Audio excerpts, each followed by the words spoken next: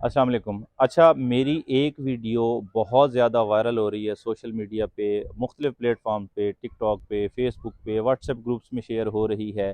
तो मैंने सोचा, क्योंकि बहुत सारे दोस्तों के फ़ोन आ रहे थे, बहुत सारे सवालात थे, मैंने सोचा कि मैं उस वीडियो की टोटल हकीकत क्या थी, वो क्यों बनाई गई, उसके बनाने के पीछे मकसद क्या था, पैगाम क्या देना चाहता था। तो मैं उस पे एक वीडियो बना के मैं आपको उसकी टोटल जो डिटेल थी वो दे देता हूँ। सबसे पहले उस सवालों का जवाब देने के लिए आप वो वीडियो देख लीजिए कि वो वीडियो थी क्या, उसके बाद मैं आपको सारे सवालों का जवाब देता हूँ। वालेकुम। अच्छा, अभी अभी एक बड़ा अजीब सा वाक़या पेश आया है। मैं अपने दोस्त को ये अब्दुल्ला ट्रैवल फैसल मूवर्स पे बिठाने के लिए आया था। तो मैं उसे बिठा के जा रहा था, तो सामने से आते हुए एक बुज़ुर्ग बारिश सफ़ेद दाढ़ी वाले बाबा जी ने मुझे रोका और पूछा कि बेटा, ये जो मुल्तान का टिकट है ये कितने का मिलेगा। अच्छा, वो बुज़ुर्ग थे, मैंने उन्हें साथ लेकर काउंटर पे गया। वहाँ पे बहुत लंबी लाइन लगी हुई थी, शायद वो लाइन में खड़े नहीं हो सकते थे। मैंने जाके पूछा तो पता चला कि 1780 रुपये का मिलेगा, 1780 रुपये। मैंने बुज़ुर्ग को जाके बताया कि बाबा जी 1780 रुपये का टिकट है। खैर, बाबा जी ने ये सुना, मुझे सर हिला के शुक्रिया अदा किया और एक तरफ चल दिए। मुझे कुछ अजीब सी वाइब्स आई कि अल्लाह जाने बाबा जी के साथ क्या मसला था या क्या प्रॉब्लम थी। मैं बाबा जी के पीछे पीछे चल पड़ा। थोड़ी दूर जाके बाबा जी एक कुर्सी पे बैठे, अपनी जेब में हाथ डाला और जेब से जो है ना वो पैसे निकाल के गिनना शुरू कर दिए। मैं थोड़ा सा दूर खड़े होकर ये मंज़र देख रहा था। वो सारे नोट जो थे वो कुछ 50-50 वाले थे, बाकी 10-10 वाले थे। जब वो बाबा जी गिन चुके, बाबा जी ने एक लंबी ठंडी आहा भरी और जो है वो चुप करके बैठ गए। मैंने जाके बाबा जी से पूछा कि बाबा जी क्या हुआ, परेशान क्यों हैं। तो रोते हुए आंसुओं के साथ बाबा जी ने बताया कि बेटा, दरअसल मेरा बेटा मुझे यहाँ छोड़ के भाग गया है। मैं मुल्तान के रहने वाला हूँ। मेरे 3 बेटे हैं और माशाल्लाह तीनों अच्छी तरह सेटल हैं, तीनों के कारोबार हैं, लेकिन उनमें से कोई भी मुझे अपने घर में नहीं रखना चाहता। उनकी बीवियों को प्रॉब्लम है और मेरी जो शरीक हयात थी वो 3 साल पहले उनका इंतकाल हो गया था। तो मुझे यहाँ वो छोड़ गया था दाता दरबार पे आके। अब मैं मुल्तान जाना चाहता हूँ, मेरे पास पैसे नहीं थे। मुझे किसी ने बताया था कि 1500 रुपये टिकट है। मैं अल्लाह जाने किस तरह लोगों से मांग मांग के आया था और अभी मैंने पैसे गिने हैं तो ये 1300 कुछ रुपए हैं और मेरे पास टिकट के पैसे पूरे नहीं हो रहे। खैर, मैंने उन बाबा जी को साथ लिया और जाके टिकट करवा के उन्हें दे के अभी मैं घर जाने लगा हूँ। मुझे दुख भी हुआ। अल्लाह ऐसी नालायक, ऐसी नाहंजार, ऐसी बेवकूफ़ और ऐसी ज़ालिम औलाद किसी को भी ना दे। देखें, एक बाप अपने 10 बच्चे पाल लेता है, अकेले पाल लेता है, मगर क्या होता है जब वो 10 के 10 सेटल हो जाते हैं, वो सारे मिलके एक बाप को नहीं पाल सकते। वो बुज़ुर्ग था, शायद उसकी उम्र 70 से 80 साल के दरमियान थी। मुझे बहुत दुख हुआ। अल्लाह हमें ऐसे हालात से माफ़ फरमाए। देखें, माँ बाप जितने भी ज़ालिम हों, जितने भी बुरे हों, पागल भी हों, माँ बाप तो है ना। मुझे बहुत दुख हुआ। खैर, उस बाबा जी को मैंने टिकट करवा दी और साथ के लिए कुछ पैसे भी दे दिए और जो चीज़ मैं उनको लेके दे सकता था वो भी लेके दे दी। अल्लाह ताला उनके लिए आसानियाँ फरमाए।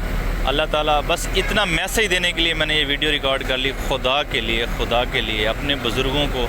अब दाता साहब वो पता नहीं कब से भूखा होगा, क्या हालात होंगे, और बड़ा मुअज़्ज़िज़ किस्म का इंसान नज़र आ रहा था। देखें, खुदा के लिए अपने बुज़ुर्गों को इस तरह इस बेरहम व करम दुनिया के आसरे पे ना छोड़ें। उनके दिल में कितनी हसरतें थीं, कितनी हसरतों से औलाद मांगी जाती है, और आप अगर उनके साथ ये करते हैं तो उनके दिल पे क्या गुज़रती होगी। बस यही मैसेज देने के लिए वीडियो बुला रही। अल्लाह आप सबको खुश रखे। जज़ाकल्लाह, थैंक यू, बहुत शुक्रिया। अच्छा, हुआ कुछ इस तरह से था कि मेरा एक दोस्त सऊदी अरब से आया हुआ था। लाहौर में हम कुछ दिन 2-3 दिन वो मेरे पास रहे। हम मुख्तलिफ़ जगहों पे गए। उसके बाद मैं उस दोस्त को सी ऑफ करने के लिए नियाज़ी अड्डा चला गया। नियाज़ी अड्डा के सामने अब्दुल्ला ट्रैवल पे मैंने उस दोस्त को गाड़ी पे बिठाया। तो जब मैं दोस्त को गाड़ी में बिठाने के बाद अपनी गाड़ी की तरफ वापस आ रहा था, तो सामने से एक बाबा जी आ रहे थे। उनकी उम्र को 70 से 80 साल होगी।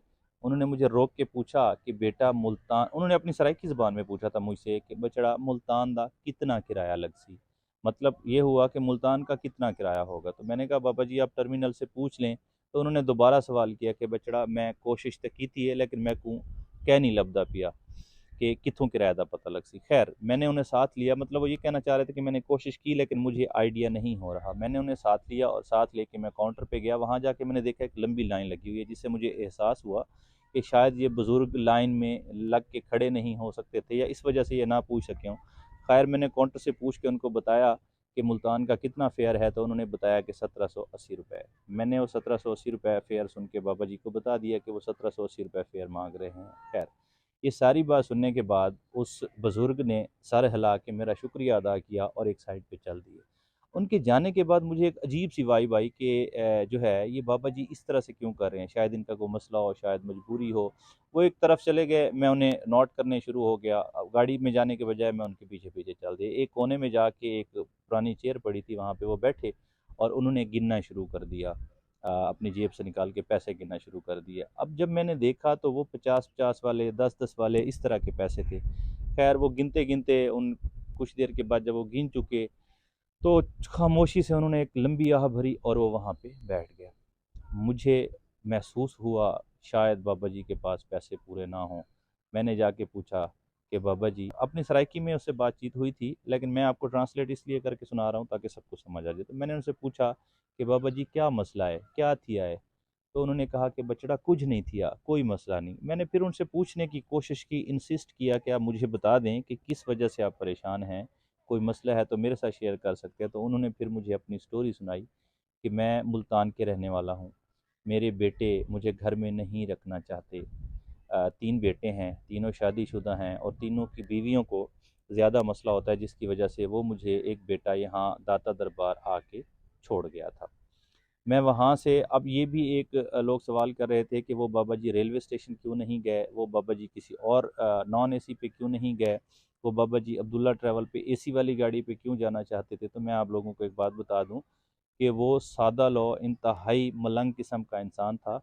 उन्हें अंदाज़ा ही नहीं था कि कहाँ से जाना है। उन्होंने दाता साहब से निकल के किसी रिक्शे वाले से पूछा कि मैं मुल्तान जाना चाहता हूँ, गाड़ी कहाँ से मिलेगी? तो उस रिक्शे वाले ने उसे लाके यहाँ पे छोड़ा, टर्मिनल के सामने छोड़ा कि यहाँ से गाड़ियाँ मुल्तान की जाती हैं। इस वजह से वो वहाँ पे आया था। उस बेचारे को तो आइडिया ही कोई नहीं था कि मैंने कहाँ जाना है। खैर उसके बाद क्या हुआ कि मैंने उन्हें साथ लिया, जाके उनका टिकट करवाया और टिकट करवाने के बाद मैंने उनको जो है कुछ खाने-पीने की चीज़ें लेके दी, पानी लेके दिया, बिस्किट्स वग़ैरह लेके दिए और उनके जो पैसे थे मैंने कहा आप अपने पास रख लें, मैंने अपनी तरफ से भी कुछ पैसे उनको दे दिए।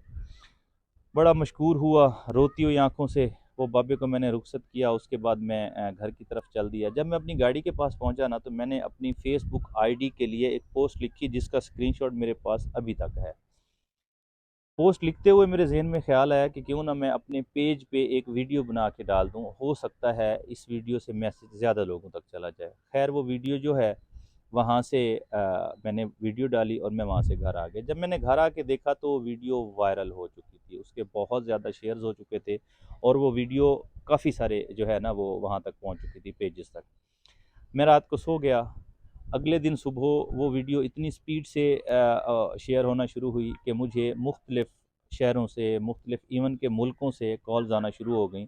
और पिछले 2 दिन में अगर मैं आपको, मुझे जो मुल्क याद हैं या जो इलाके जिनका नाम याद है, उनमें दुबई हो गया, सऊदीया हो गया। सऊदीया से तो ख़ैर बहुत ज़्यादा कॉल्स आई। सऊदीया हो गया, ट्यूनिस हो गया, मिस्र हो गया, उसके बाद जापान से मुझे 2 लोगों का फ़ोन आया, अमेरिका का एक बंदे का फ़ोन आया अमेरिका से।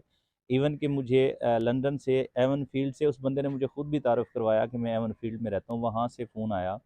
और बाकी भी दुनिया से बड़े फ़ोन आए, मैसेजेस आए मैसेंजर पे, व्हाट्सएप पे, कॉल्स आईं, क्योंकि मेरा पेज पे नंबर दिया हुआ है, मेरी आईडी का लिंक नहीं था। और उसमें 3 किस्म के लोग थे। अब आप हैरान रह जाएँगे कि वो कौन-सी 3 किस्म के लोग थे। एक वो लोग थे जिन्होंने मुझे कहा कि आप बाबा जी का एड्रेस दे दें, आप बाबा जी का नंबर दे दें, हम उस बाबा जी से कॉन्टैक्ट करना चाहते हैं, हम उनकी हेल्प करना चाहते हैं, हम उन्हें उन्हें अपने पास रखना चाहते हैं। तो मैंने उन्हें स्ट्रेट फॉरवर्ड कह दिया कि मैंने रैंडम एक बंदे की इमदाद कर दी थी और मेरी कोई इंटेंशन नहीं थी कि इस तरह की वीडियो बनाऊँगा या वो वायरल हो जाएगी। तो मैं उनको नहीं जानता, ना मैं उनका एड्रेस जानता हूँ, ना मैं उनका नाम जानता हूँ, ना मैं उनके बारे में जानता हूँ। दूसरी, मुझे जिन लोगों का फ़ोन आया, वो मुझे कह रहे थे कि आप अपना अकाउंट नंबर दे दीजिए, हम कुछ अमानतें आपको भेजना चाहते हैं, कुछ पैसे ट्रांसफ़र करना चाहते हैं, तो वो आप हमारी तरफ से वो अमानतें बाबा जी तक पहुँचा दीजिएगा। तो मैंने उन लोगों को शुक्रिया अदा करके यही बताया कि मैं जो है वो नहीं कर सकता, क्योंकि मेरे पास बाबा जी का कोई कॉन्टैक्ट नहीं है। तीसरा जो था ना, वो उन लोगों ने मुझे हैरान कर दिया। मुझे कुछ लोगों ने ये भी कहा कि भाई, हम आप माइंड न कीजिएगा, हम आपको वो पैसे नहीं दे रहे, हम आपको गिफ्ट करना चाहते हैं, आपके लिए गिफ्ट भेजना चाहते हैं, अकाउंट नंबर दे दीजिए, कुछ पैसे भेज देते हैं, एड्रेस दे दीजिए, कोई गिफ्ट भेजते हैं। तो मैंने उन सबको शुक्रिया के साथ कहा कि मैंने ये काम अल्लाह की रज़ा के लिए किया था, मुझे दुनियावी तौर पे दुनिया से, दुनिया के किसी बंदे से कोई गिफ्ट नहीं चाहिए। ना मैं किसी से कोई गिफ्ट लेना चाहता हूँ, ना मैंने किसी रिवार्ड की तवक्को रख के ये जो है ना ये काम किया था। अब मैं यहाँ से भी यही मैसेज देना चाहूँगा कि मुझे कोई भी दुनियावी रिवार्ड नहीं चाहिए। ना मैंने किसी रिवार्ड, ना किसी सिले के लिए वो वीडियो बनाई थी, ना मुझे कोई शो ऑफ़ करने का शौक़ था। मैंने सिर्फ़ अल्लाह की रज़ा के लिए, एक बेहतर मैसेज देने के लिए, ताकि कल को किसी और बुज़ुर्ग के साथ इस तरह से ना हो। मैंने एक मैसेज कन्वे करने के लिए वो वीडियो बनाई थी, और मैं जानूँ, मेरे अल्लाह ताला का जो है वो रिवार्ड जाने, उसका अजर जाने। और मैंने जो बाबा जी के साथ नेकी की थी, वो भी मैंने इसी नज़रिए के तहत की थी। मुझे उसमें किसी रिवार्ड की कोई ज़रूरत नहीं है। जिन दोस्तों ने मुझे तोहफ़ा भेजने की, मुझे पेमेंट भेजने की, या मुझे गिफ्ट भेजने का ऑफ़र करवाई, मैं उनका इंतहाई शुक्रगुज़ार हूँ, और जज़ाकल्लाह खैर, मैं उनको शुक्रिया ही अदा कर सकता हूँ। लेकिन मुझे कोई भी रिवार्ड नहीं चाहिए। आप लोग दुआ कर दीजिएगा मेरे लिए, यही रिवार्ड काफ़ी है। और दूसरी बात, जो लोग बार-बार सवाल कर रहे हैं, क्योंकि मुझे बहुत मैसेजेस आ रहे हैं, बहुत लोग कॉन्टैक्ट कर रहे हैं कि बाबा जी का राब्ता नंबर दे दें, उनका कोई कॉन्टैक्ट दे दें, उनका कोई एड्रेस दे दें, तो मेरे पास ऐसा कुछ भी नहीं है। दुआ कर दीजिएगा उनके लिए। और बाकी मैसेज मेरा आखिर में यही होगा कि अपने बुज़ुर्गों का, अपने वालिदैन का ख़्याल रखें।